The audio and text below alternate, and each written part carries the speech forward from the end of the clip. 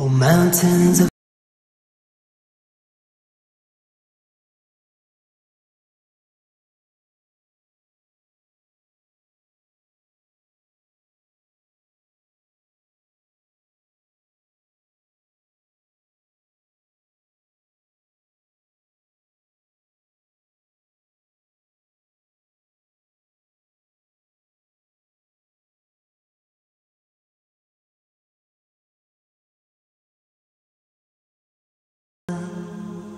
Assalamu alaikum wa rahmatullahi wa barakatuh.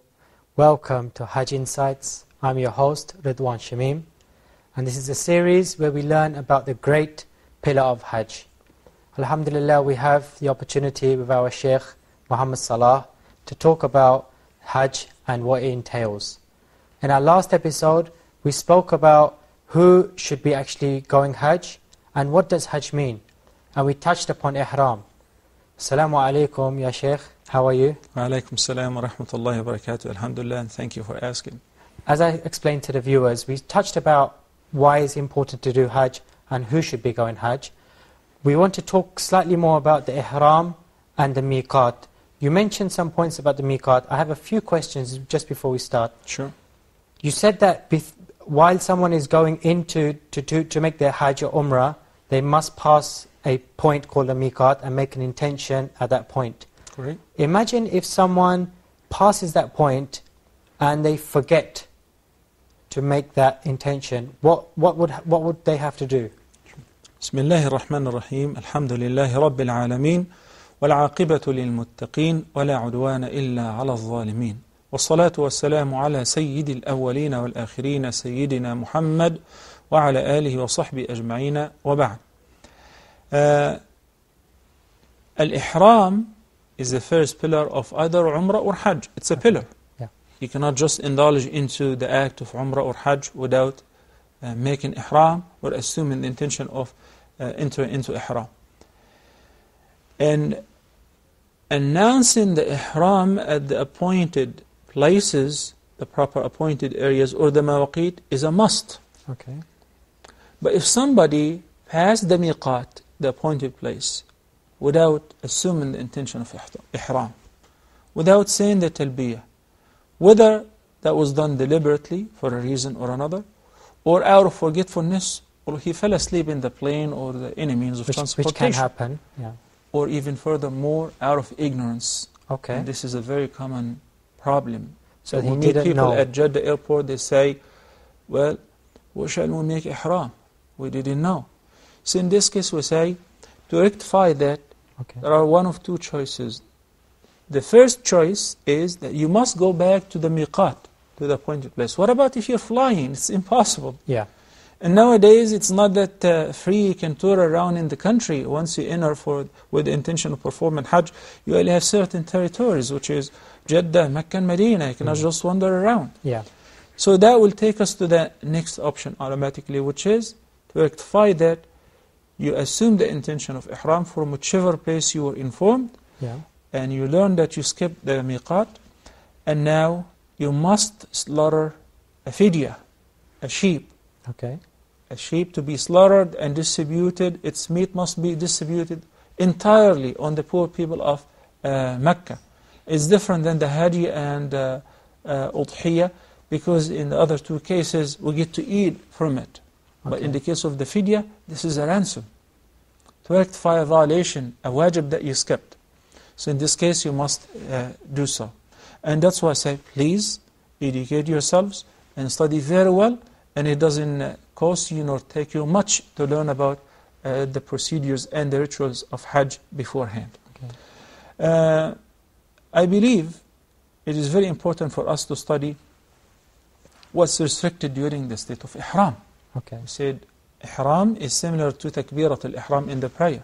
There are certain acts which will become prohibited and restricted. And in case that any person violated that, there is fidya. Okay. Or an expiation for that, as we'll explain right now. First of all, if a couple are performing Hajj together or Umrah in a state of Ihram, and once he said لبيك عمرة or لبيك حجا, Allah subhanahu wa ta'ala said, Al-Hajj ashhurun ma'lumat. فَمَنْ فَرَضَ فِيهِنَّ الْحَجَّ فَلَا رَفَثَ وَلَا فُسُوقَ وَلَا جِدَالَ فِي الْحَجِّ. So he prohibited completely al-rafath, which is a sexual talk or sexual relations, an intimate relation between the couple, or what leads to that. Okay. So you completely avoid having any intimate relationship with your spouse during the state of ihram. There are some restrictions which are only pertaining men. So there's a difference between men and women? Slight difference. Okay. Such as in the case of men, that they are not allowed to wear any stitched clothes. Okay. You're not allowed to wear what you're wearing right now, or what I'm wearing. No shawal qamis, no thobe, or aba'a, or a suit and tie. So what do we wear? We wear izar and rida. Al-izar is the lower towel, wrap it around the waist. Somebody would say, but it is stitched, at least the edges. The edges. I understand, but we're talking about the clothes which were made to be worn in a special form or shape, like a shirt or pants or a jacket or a coat. No, we're talking about here non-stitched clothes, because this is very very simple form of covering the awrah. Similar very much to the coffin, and similar very much to the towels that they receive the baby once he or she is born. And because that resembles our beginning and it resembles our end, free from any purification, from any jewelry, from any fancy or luxurious means, in a very simple form and shape. And the other piece is called rida, because you wear it over your shoulders, to cover both shoulders. Okay. It's quite interesting that you see people, once they wear the rida right away, they uncover the right shoulder, and they stay in this condition 24/7. What is this for? Because this is what they have seen on videos. Yes. They think this is Hajj. No. Uncovering the right shoulder is a prophetic tradition only in the very first tawaf, which is known as Tawaf al-Qudum or Tawaf al-Umrah. So after the arrival tawaf. And after you finish the tawaf, you must cover both shoulders. Okay. What we see that our brothers are constantly wearing in this condition, which is called ittiba', and covering the right shoulder, it's a mistake, especially in the prayer. So this is very specific to a specific action. Exactly, and it has a reason. Okay. Similar to another act which we'll discuss it during the traditions of tawaf as well. Yeah. Another restriction which covers both men and women, yes, wearing or touching or using any scented substances, or wearing perfumes or colognes or any oil that have fragrance. That's completely restricted. While we said prior to assuming the intention of ihram, amongst the preparations before taking ghusl, etc., clipping the nails, removing the hair, the underarm hair, and shaving the pubic area, that it is recommended for both men and women to wear the cologne or the perfume against their bodies, not against the ihram clothes. So not actually putting it on the ihram. Not on the ihram. If you ever put on the ihram, you must wash it off or change it to another ihram. On the body, on the forehead, for instance. But nowadays, because of the crowd, women are not allowed to wear the perfume because it is prohibited anyway during any other time for a woman to wear any fragrance or perfume that will attract men or people who are walking by to look at her.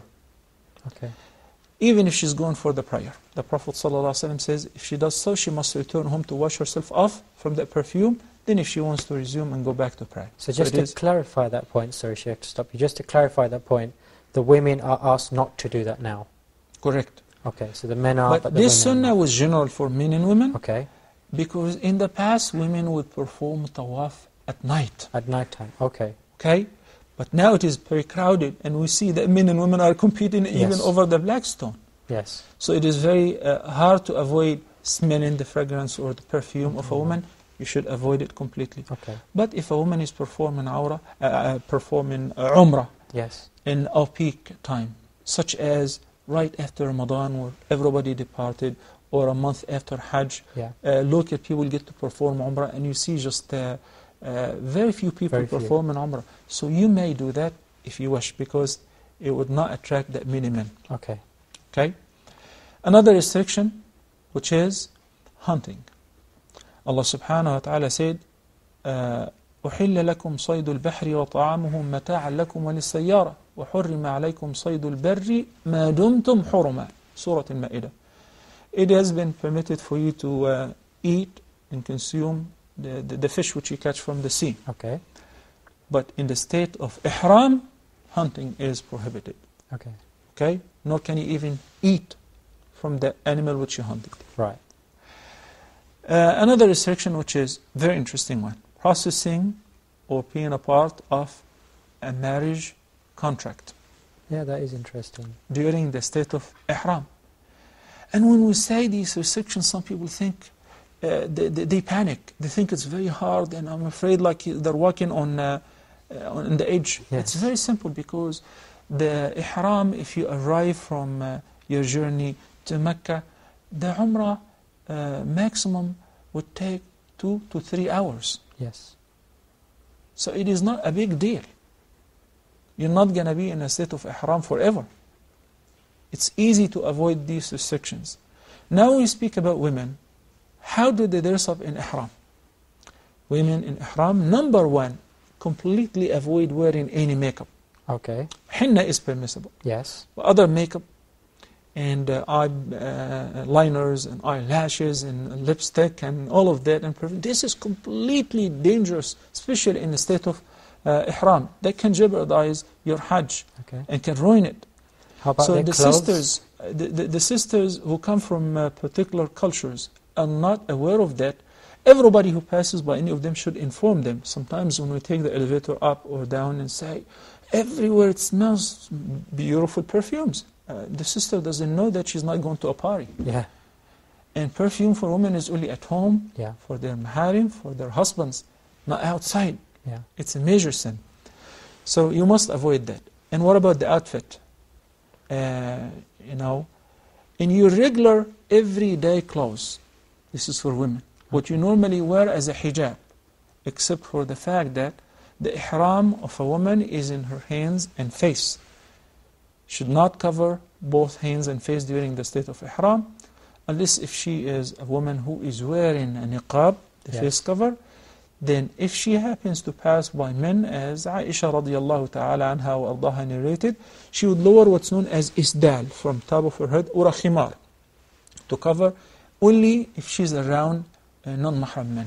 Sheikh, what we'll do is we're going to talk about this slightly more after the break, inshallah. If you will stay with us, inshallah, after the break, we'll hear more exactly about the ihram of the women. Inshallah, see you soon. Jazakallahu khair. Assalamu alaikum wa rahmatullahi wa barakatuh. Wa alaikum assalam.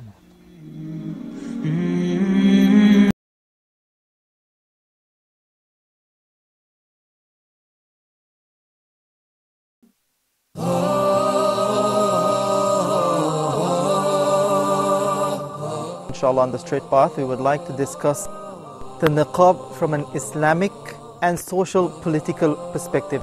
So sometimes some non-Muslims, they might not understand the full Islamic pictures. Anyone can say anything about it. Yes. So when can we, who speaks for Islam? This is the biggest question. Who speaks for Islam? No, they are not sinning. They are not sinning, but we are talking about now the general ruling. They are not sinning, but they are going against what has been established. It is his own ijtihad at a specific time. People would see it as Threat. a threat. Exactly. How do we explain to them it's not really a threat, it's actually good for the country as well? But if we don't participate, how would we ever reach to our rights? Can you clarify with us what should be the level of political participation of the Muslims in the West? Yeah.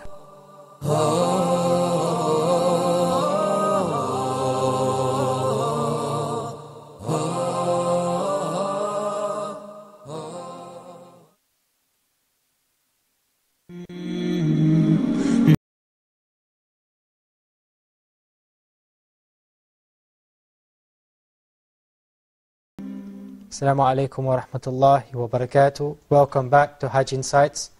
Earlier in the show we were talking about the restrictions of Hajj. Inshallah, the Sheikh, is there any more restrictions that we have with regards to Ihram? I would just like to make a comment. We do not really call it the restrictions of Hajj. Why? Okay. Because, for instance, if you perform in Hajj or Tamattu, right after you finish the Umrah, you are in a regular state Yeah. where you can practice whatever was restricted during the state of ihram. Okay. And that's why in fiqh it is called محظورات الإحرام. Okay, specific to ihram. Yes. But after you undo your ihram, after you finish your umrah, if you and your spouse are sharing the same room, you're free to have an intimate relationship. Okay. If you want to get married, it is permissible. And wear your regular clothes, wear your perfume if you're a man, etc. There was one more restriction I wanted to address, which is clipping Yes. the nails or removing any hair from the entire body. Once you are in a state of ihram, we said you prepare yourself beforehand, but once you are in a state of ihram, you do not remove any hair or nail from your body. And a very, very important mahzur or restriction during Hajj at large, but particularly during the state of ihram, and I hope that can last with us after Hajj, which is quarreling and argument. Allah subhanahu wa ta'ala said, فَمَنْ فَرَضَ فِيهِنَّ الْحَجَّ فَلَا رَفَثَ وَلَا فُسُوقَ وَلَا جِدَالَ فِي الْحَجِّ. It is very interesting that argument, particularly false argument, is a sin, right? So it could be under the umbrella of the fusuq in general. But because it is very common, and some people, sometimes they get stuck in a conversation, then in an argument, then in a fight, verbal fight, they do not feel it until after it's over, then they regret. What they've said. What can I do? Do I have to offer a dam? Do I have to offer a fidya or a sacrifice? I regret. So from the beginning, if I'd like to advise myself, or any of my brothers and sisters who are going for Hajj, what you need to do is you need to practice patience and control your temper. Just think about this fact. This is the biggest world annual meeting. 3 to 4 million people. It's like a rainbow color. White, black, red, Russians, Americans, Chinese, Arab, non-Arab, men and women, young and old, different ethnicities, different mother tongues. This is really amazing. There is no country on earth can organize such conference or meeting. It is only Allah subhanahu wa ta'ala who facilitates that and makes it happen. It is by the leave of Allah subhanahu wa ta'ala. So if somebody steps on your shoe, take it easy. If somebody shows you a frown face, smile to him. If somebody crossed the line, pardon him. This is a moment where you're begging Allah subhanahu wa ta'ala for forgiveness, and you wanted Him to pardon you and forgive you and remit all your past sins. So you better do that to others. Be forgiven in order to be forgiven. So this is the most important advice from the beginning to end. فَلَا رَفَثَ وَلَا فُسُوقَ وَلَا particularly جِدَالَ فِي الْحَجِّ وَلَا جِدَالَ فِي الْحَجِّ. By that, we covered the mahzurat, or the restrictions during the state of I want to speak to you about something called tahallul. Tahallul. Tahallul. That is the opposite of ihram. Okay. Because that comes up in a lot of the books, and there's probably viewers out there that are quite interested in trying to and this term will be used very often in the next few episodes as well. So it's very important to compare tahallul to ihram. Okay. We dress up in ihram and we announce the intention of talbiyah and assume the intention of ihram in order to indulge into the nusuk or performing other umrah or hajj. Okay. Once you finish the rituals of umrah or hajj, what's next? You need to exit out of this state of ihram to practice your daily activity regularly. Okay. That's called tahallul. Okay. And that will be simply done by either shortening or shaving the hair. Shaving is an option only for men, but shortening is for both men and women. So once we finish the umrah, we go to the barber shop, or if you have a clipper or a razor, or you want to do it yourself, or have somebody do it for you, that is permissible. And there's a common myth that if you are in a state of ihram, you cannot give yourself a haircut at the time of tahallul, nor can another muhrim give it to you, nor can you give it to another person, which is a myth. That's not true. You say, but I'm in a state of ihram. I know. You were in a state of ihram as long as you did not finish the nusuk. Now you finished the nusuk, and now it is due to do tahallul. Similar to, it is not permissible to eat nor to drink, etc. while you're fasting. But at sunset, you must eat and drink. So whatever was haram or restricted or mahzur a few minutes ago, now it's permissible. Okay? So at-tahallul is to exit from the state of ihram Okay. once you're done with the manasik of either Umrah and Hajj. In the case of the Umrah, there is only one tahallul, and simply done by shaving or trimming. If, as we discussed in the first episode, you're performing Hajj tamattu', Yeah. you enter Mecca, you perform your Umrah in a couple of hours, and now you go to the barber, you remove your hair or shorten your hair, that's called tahallul, and now you can resume your regular life. Do everything that is permissible before ihram. But if somebody is doing Hajj al-Qiran, he's joining the Hajj to the Umrah without taking a break in between, meaning without tahallul. Okay. So the restrictions or the mahdurat of ihram will last even during Hajj Okay. and until he finishes the rites of Hajj. One very important thing I wanted to discuss before Yeah. it's over, which is what if somebody did any of the mahdurat or restrictions either accidentally or out of ignorance or have to do it for a reason or another. Have to do it means what? Have to do it, we say shaving, removing any nail or hair from the body is restricted. But sometimes it is prescribed medically for some people to remove their hair, Yeah. to shave, such as if they have, God forbid, lice. Yeah. And that happened during the life of the Prophet ﷺ with one of his companions. The Quran talks about that in verse number, I believe, 196 Okay. of Surah Al-Baqarah. Allah subhanahu wa ta'ala says, فَمَنْ كَانَ مِنْكُمْ مَرِيضًا أَوْ بِهِ أَذًى مِّن رَأْسِهِ فَفِدْيَةٌ مِّن صِيَامٍ أَوْ صَدَقَةٍ أَوْ نُسُكٍ. Okay. We need to pay close attention to the option here. Yeah. Whoever is ill or has some harm in his head or hair has to shave, go ahead and shave. Yeah. Then you can rectify that simply by offering a fidya. The fidya, once the word fidya is mentioned in Hajj, most pilgrims' mind would go to slaughtering a Yeah. sheep or 1/7 of a cow Yeah. or a camel. That's not necessarily true in this case. Okay.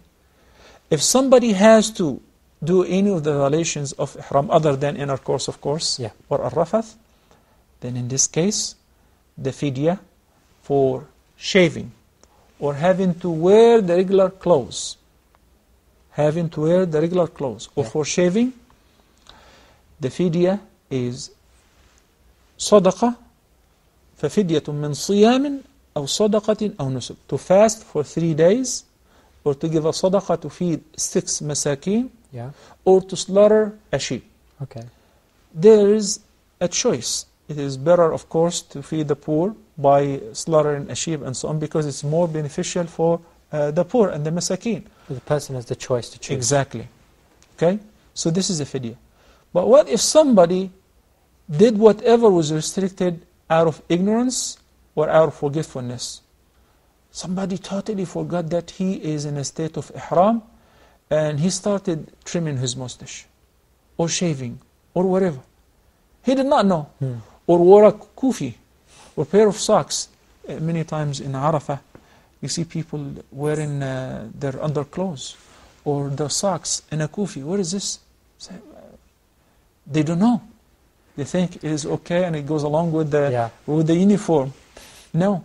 So simply by saying, no, this is restricted, he's informed. By removing this and fixing this, there is no blame on them, and they do not have to offer any fidya. Okay. The fidya is only on those who have to do whatever I mentioned earlier for a reason or another, a valid excuse, such as فَمَنْ كَانَ مِنْكُمْ مَرِيضًا أَوْ بِهِ أَذًى مِّن رَأْسِهِ. So just to summarize that point, so if someone does something, breaks a restriction of ihram out of ignorance, and at that point you're saying he's told about socks, let's say for example, he takes the socks off. And that's it. And that's it. Yes. MashaAllah. And the ransom which I mentioned in the verse of Surah Al-Baqarah is pertaining sickness, ailment, or having to shave the hair. Okay. But there are some restrictions. If the Hajj violated them, it would ruin the Hajj. Okay. Such as al-jima', an intercourse, coming to a complete sexual relation with one spouse during the state of ihram. Okay. This is the biggest violation. Number 1, Hajj is ruined. Number 2, there is a big ransom. It's not about a sheep, it's about a camel per each. Number 2, they must come back next year or whenever the earliest opportunity to make up that Hajj which they missed or violated, even if it was a nafl or a voluntary Hajj, not just the mandatory. Jazakallah khair, Ustaz and our teacher, for your information. Inshallah, viewers, stay with us. In our next episode, we will learn even more about this great part of our Islam, Hajj. Jazakallah khair. Wassalamu alaikum wa rahmatullahi wa barakatuh.